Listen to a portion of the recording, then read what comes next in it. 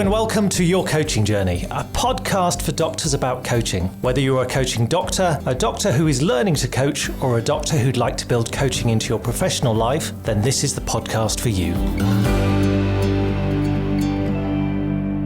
Hello, I'm Helen Leathers, and with me today is my business partner and co-host, Tom Dillon. Good morning, Tom. Good morning, Helen. How are you? I'm very well. How are you? I'm very well, thank you very much. Good. What are we talking about today? Today, we are talking about something that follows on from our last podcast, which was on goals and planning. We're going to talk about Belbin Team Roles. So very much thinking about it from a team perspective. So whilst we coach individuals, a lot of those individuals will be working in organisations where they are part of a team and might need to give some thought to how the team is impacting on them, how they're impacting on the team. A lot of the coaching that I do is relational stuff. So maybe people struggling with other people in the organisation. So that's what we're going to talk about today. Excellent. Sounds fascinating. So what is Belbin? So Belbin is many things. So it's a concept, it is a tool. It's just a way of thinking about people in their roles in teams, really. So there is a psychometric that sits behind it, and a bit of a 360 as well. So there's a self-report psychometric, but also you would get other people to feed into it. So they would give an idea of how you show up in a team. Oh, interesting. But it's very much a way of thinking about what makes the perfect team. So it's based on the work of Dr. Meredith Belbin and his wife Eunice Belbin. Apparently, she's apparently, so I've never heard of her before until I was doing this little bit of research for this podcast. Apparently, she's got an OBE. She was his boss, apparently, when all this work was going on. But she's kind of been written out of history. Well, there's a surprise. I mean, how often does that happen, that women get written out of history? I thought you'd like that. Yeah. I think why she's not been involved in the business of promoting Belbin. So there has been a business. Meredith Belbin died last year at the age of 98, but was still involved in the business. So, that's probably why she's not been talked about. So they've very much seen him. So the whole organisation very much sees him as the figurehead, even though he's still on the website. But we've worked with Belbin. We had Joe Keeler, who's now managing director of Belbin, come along to one of our conferences and do a bit of a presentation with a big board, so we could all put where our team roles sat. So it's very much alive. There is a kind of organisation around it, but it's based on his work. So he was at Henley Business College and set about with Eunice, set about trying to determine what made a good team. And they thought, well, obviously you're going to put the brightest people in there. That's going to make the most capable, the brightest people will make the best team. That didn't work. Okay. So there's something about having different roles, complementary roles, that help the team move along as projects go from beginning to end. Soup to nuts. So that's Belbin. So what came out of that work at Henley Management College was that you needed 9 team roles. You didn't necessarily need 9 people, but you needed the team roles, those functions, to be performed by someone. Right. Each one had to be present. Yes, for it to be an effective team. Okay. To be honest, they came up with 8 initially, but then realised that there was something missing. So a 9th one was added a little bit later. Okay, so there's they've done lots of practical work. So this isn't just a theory. This is something that's been looked at, results driven. Yeah, so they just over time at Henley Management College, they just got lots of teams together and kind of almost created teams, put them together and got them to do activities to see how they performed, and this was the result. Okay. Yes, and obviously their approach was very much behavioural and scientific. So gathering the data, testing the hypothesis, repeat that, refine it. And ultimately, that's what they came up with. They had 9 team roles coming out of it. So it might be useful to actually talk about what the 9 team roles are. So where should we start with the team roles? Well, let's start almost with the order that it might happen within a team. So the way things happen within a team. So the first role and the first sort of activity is a plant. So, which totally the wrong name to give this, because it's the person that comes up with the ideas. Okay. And the green shoots. Well, then the reason they called it a plant was because they planted one of these people in each team when they were doing the research. Okay. So they became the plant, the ideas person. Because then everything revolved around their idea. But I guess maybe just ego comes into it. But what I don't understand is why they haven't changed the name of the plant to the, ideator or something, the person that comes up with good ideas. Generator. Yes, something. Yeah. So anyway, the plant is the person that comes up with ideas, and they keep coming up with ideas. Some ideas are good, some ideas are bad, but they potentially have the breakthrough idea. And so I guess a lot of entrepreneurs have a good idea. So if we think about a business starting up, this is the idea. So if someone's got an idea, then what do they do with it from there? Because quite often they just have the idea. They don't really know what to do with it. So I think a lot of people sitting in their sheds at the bottom of the garden having a great invention or something, but have no idea what to do with it. So and equally, you couldn't work a business if you didn't have an idea at all. No. So you do need the ideas people. Yeah. And so from there, they recognize that actually what we also need is a resource investigator. So the resource investigator is the person that goes out and talks to the outside world. So that could be salespeople if you've got this concept, let's go and sell it to other people. But it could also be someone going out there to find out what's going on in the wider world and bringing that back. So they might be borrowing ideas from elsewhere to add to the mix and help make things better. But it's very much the person that goes out and comes back. Yeah. So you think about that as marketing, not marketing, salespeople, accounts managers, people that go and interact with the outside world. Okay. Could that also be someone who's sort of researching, like market research, maybe? It could be. They're talking to the outside world, aren't they? Yeah. Yeah. Okay. Yeah, so anyone that's going out there, talking to other people outside the team.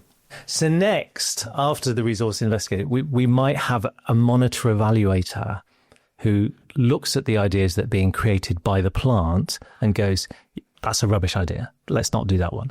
So someone who's going to challenge. So this might be, in terms of we've talked about Edward de Bono's 6 thinking hats before. Yeah. So this might be the person wearing the black hat and going, yeah, no, that's not a very good idea at all. Let's not do that. It strikes me there could be more of those in the apprentice teams. Yes, potentially. Yeah. Although they'd probably get shouted down, but yeah, sometimes there's some terrible ideas. Yes, yeah. And the monitor evaluator does tend to be quite grounded and realistic and ask questions about how is this going to work? Great idea, but how will it work? I think every ideas person, every plant needs a monitor evaluator to just sense check it. And I say they can be cause some frustration because they can be seen to knock every idea down and just be really negative.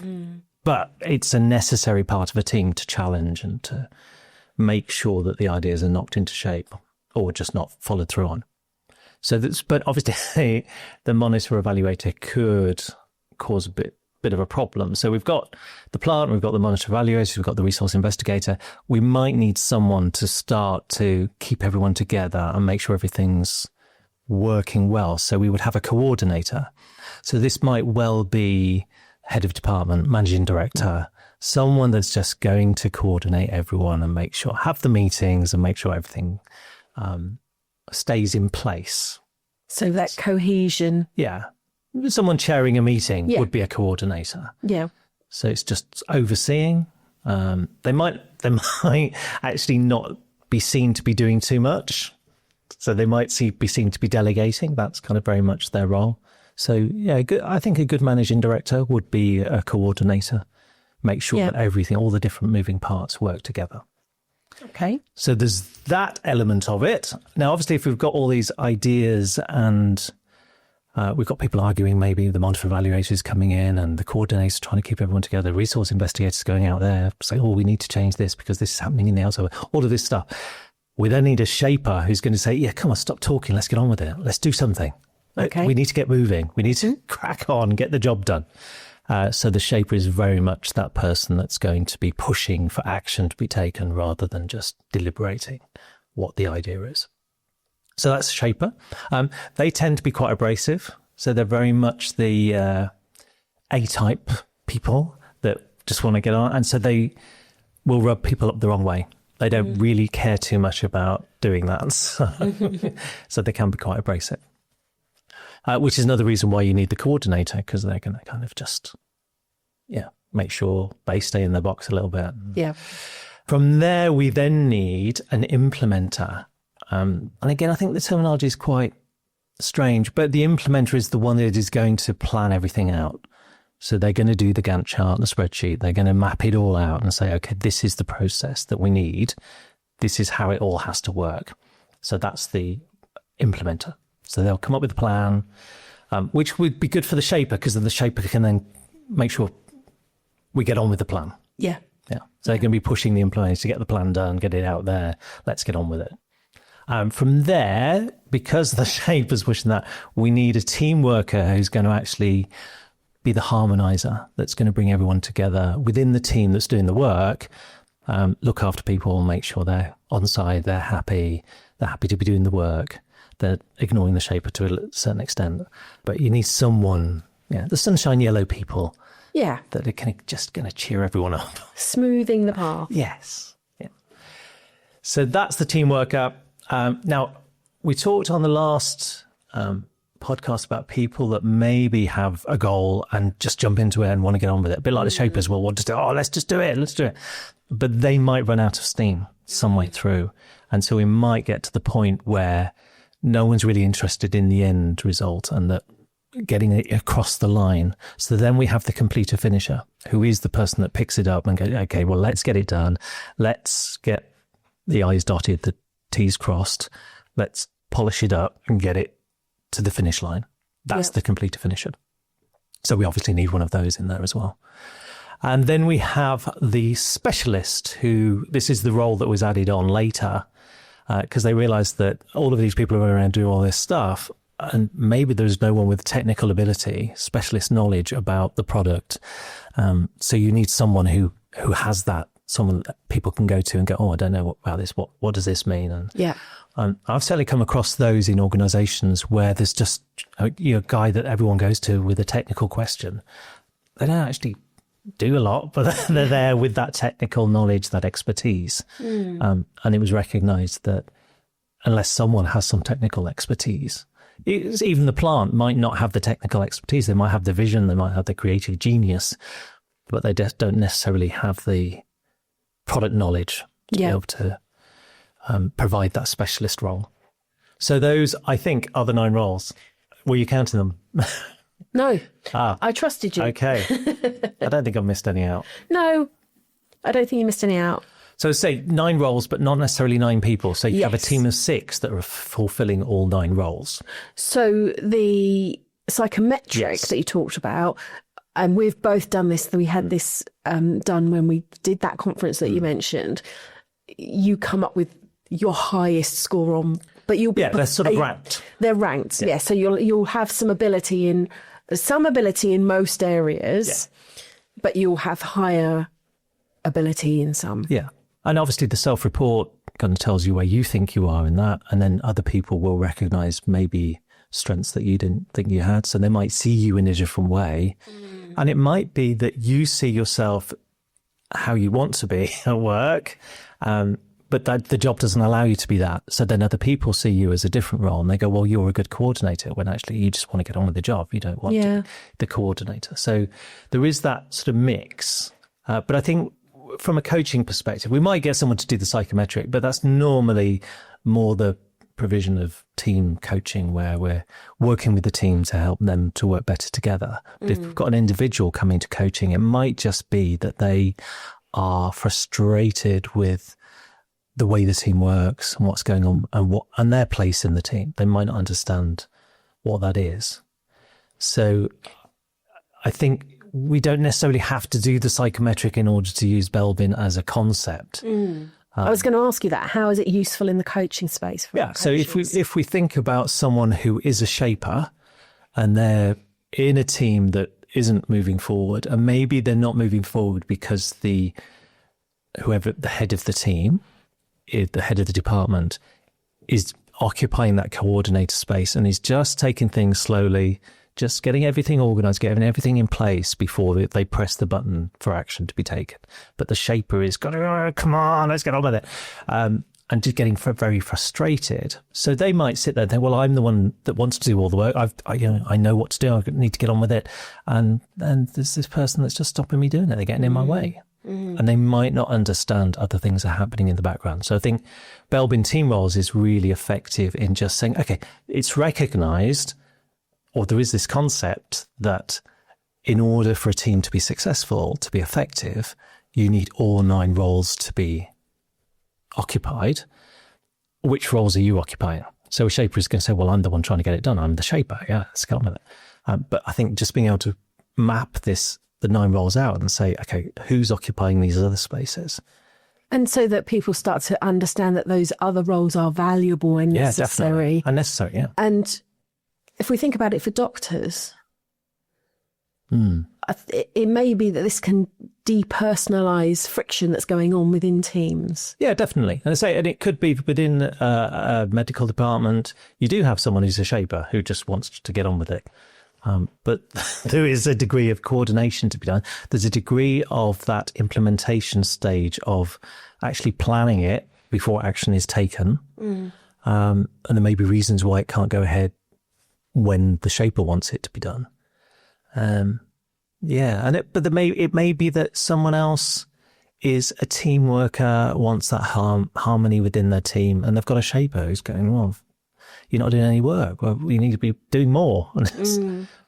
So if you think about maybe GP practice, if the practice manager has that shaper way of being, I mean, part of their role is being coordinator, but if they're a shaper as well, they could be barking at people because things aren't getting done. And like I say, if you've got people that are quite sensitive, you might need a team worker to come along and split the way and just take no notice. It's just the way she is. But just recognizing that different people will show up in different ways, but that all these roles are kind of necessary. So very much about raising awareness of self, but also of other people, getting that perspective. Yeah. And recognizing that in order for the team to be effective, you do need other people that are going to behave in different ways. Yes. So it might be that someone gets very frustrated with the plant who's constantly coming up with new ideas and going, oh, let's do this. And it may be the business needs those fresh ideas. You need someone coming up with them.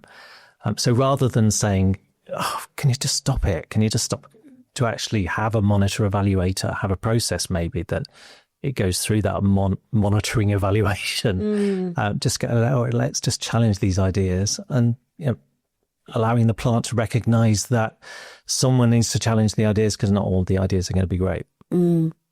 You've just reminded me of someone who said they had an ideas notebook, and every time they had an idea, they put it in their notebook, and then it was out of their head, it was in the notebook, and then they'd come back to it later and think about it and explore it.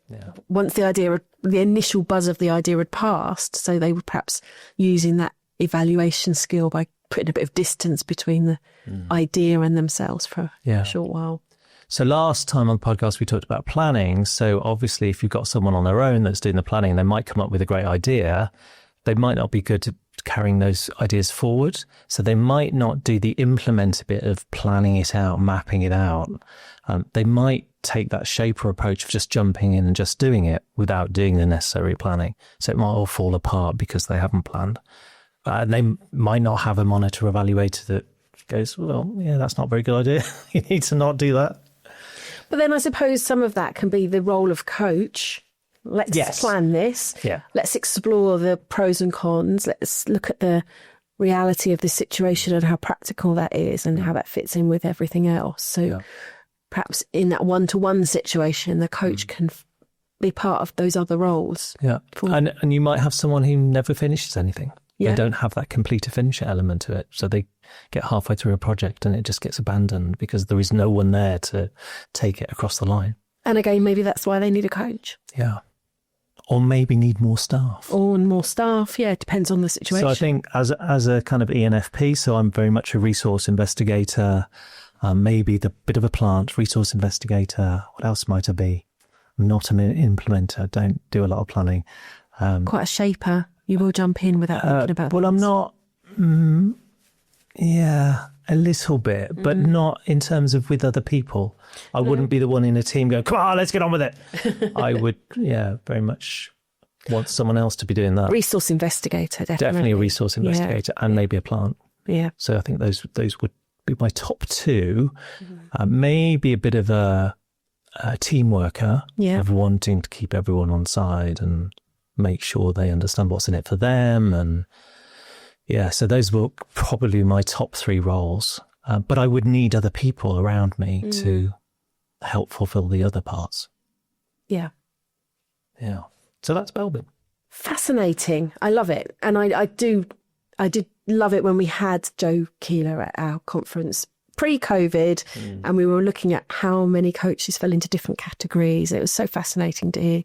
Yeah, and we just got people Joe got people to put on a huge board that occupied a big wall, their different strengths there, what they saw as their key roles that they occupied. So I think that sort of teamwork. So it does lend itself very much to working with teams and mapping out who does what. And that's certainly the way that I've used it in workshops, in organisations. But I think within coaching, I was supervising someone recently who has someone who is a shaper who is getting very frustrated with her boss because he's just sitting there not doing a lot in her eyes. Yeah. And she's not recognising that the team needs other roles fulfilling. So interesting to hear that sort of story and for Belbin to come into my head as it'd be weird. I didn't say this out loud, but just thinking, okay, she's just not recognising that other team roles exist. Yeah. So perhaps if someone's frustrated with a colleague and what they're bringing to the party, to the team, maybe this would be useful in the coaching space. Yeah, definitely would. Yeah. I know, there are other tools available. So we've looked at different personality types and different personality profiles before, and that's very much about personality. This is very much about the role that they take, not necessarily about their personality. Yeah. And it might be that they're having to take on a role because no one else is doing it. So it might be like a learned behaviour because they're quite competent at it. They go, well, you can do that bit, but they might not want to do it. So recognising that sometimes the roles that we take on aren't necessarily a good fit for us. Yeah. And I guess the other problem maybe if we're sort of challenging the concepts, you might have an implementer who's actually not very good at implementing. They might quite like doing it. And they might be given that role of, well, you map it out, you plan it. But it doesn't speak to competence. It kind of speaks to their preferences, maybe. So you might have a resource investigator, salesperson that's not actually very good at sales, but that's what they quite like doing. So again, if we're challenging it, it doesn't necessarily speak of competence, but it suggests that these 9 roles are necessary for a cohesive, effective team. Interesting. Thank you so much for You're very welcome. Belbin. Enjoyed that. I enjoyed that too. It's a long time since we've talked about Belbin. Mm-hmm. What are we talking about next time on the podcast? Next time on the podcast, we will be talking about coaching face-to-face versus online coaching. Okay. Not whether one's better than the other, but just some of the ideas, some of the ways we might be online will be different to how we are face-to-face. So just taking a look. Bit of a chat about that, really. Excellent. Good. Thank you so much. We'll see you next time. Bye-bye for now.